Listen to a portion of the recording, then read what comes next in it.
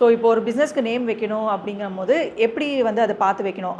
பிஸ்னஸில் நேம் வைக்கும்பொழுது பிஸ்னஸை தான் அது இம்பாக்ட் பண்ணுமா? இல்லை அது ஸ்டார்ட் பண்ணக்கூடிய அந்த பர்சன் மேலே இம்பாக்ட் பண்ணுமா சார்? 2 பேருக்குமே இம்பேக்ட் ஆகும் மேம் ஆக்சுவலாக. ஸோ யார் வந்து அதில் ஓனராக இருக்காங்க, பார்ட்னராக இருக்காங்க, அவங்களையும் நம்ம வந்து அவங்களுக்கு ஃபேவரபுளான நம்பர்ஸ் நம்ம வைக்கணும் ஒன்று.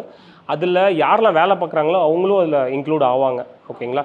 பிகாஸ் வந்து அது ஒரு ஆர்கனைசேஷனாக இருக்கும். அதுக்கு கீழே யாரெல்லாம் அதில் இருக்காங்களோ நீங்கள் பார்த்தீங்க அப்படின்னா ஒரு கம்பெனி இருக்குது அப்படின்னா அந்த கம்பெனிக்கு யாரெல்லாம் சம்மந்தப்பட்டாங்களோ அதே ஃப்ரீக்வன்சின்னு வச்சுக்கோங்களேன். அந்த ஃப்ரீக்வன்சிக்கு மேட்ச் ஆகிறதா அதில் போய் ஜாயினும் பண்ணுவாங்க.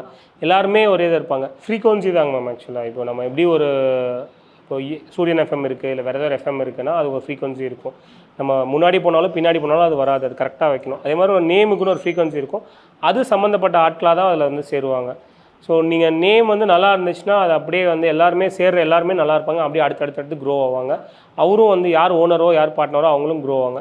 சப்போஸ் அந்த நேம் சரியில்லை அப்படின்னா அது வந்து கஷ்டப்பட்டு ஜெயிக்கிற மாதிரி இருக்கும். ஈஸியாக ஜெயிக்க விடாது. பட் நிறைய எஃபோர்ட்ஸ் போட்டு ரிசல்ட்ஸ் எடுக்கிற மாதிரி இருக்கும்.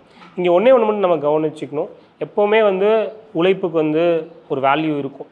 பட் ரொம்ப உழைப்பு போட்டு கம்மி ரிசல்ட்ஸ் எடுக்கிறோமா, இல்லை கம்மி உழைப்பு போட்டு நிறைய ரிசல்ட், அங்கே தான் இங்கே சேஞ்ச் வரும். ஓகேங்களா?